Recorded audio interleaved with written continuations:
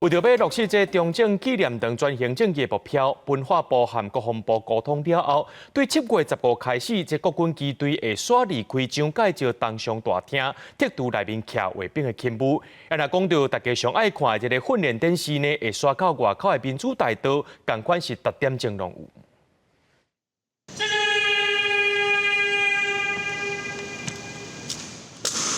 国军仪队伫中正纪念堂蒋介石东墙大厅进行微笑庆祝交接，真侪人游客抢咧翕相，暗过安尼场面特别看无咯。为落实转型正义，文化部甲国防部沟通了后，为7月15开始，国军仪队刷出大厅，铁路原本内底徛操勤务。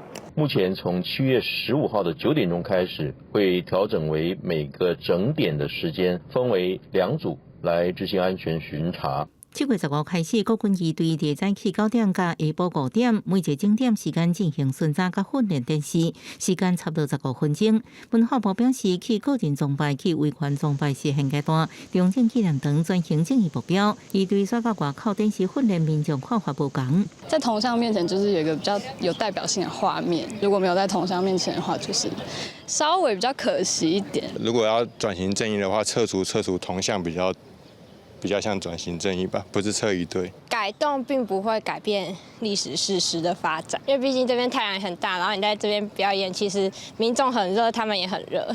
中正纪念堂也是真侪观光客会来景点，仪队电视调整外国游客更加关心天气好歹，是不是要仪队兄弟更加辛苦。 Simply because this place has a lot of history as well. It's not only about the soldiers. So that's the reason why I still would visit.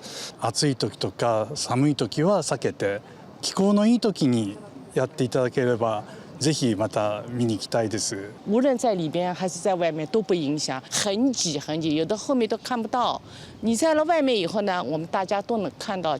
国防部表示，三军仪队队员拢完成内这1点钟训练，外口管管之下，训练电视无问题。执勤进前会检查身体状况，也补充水分。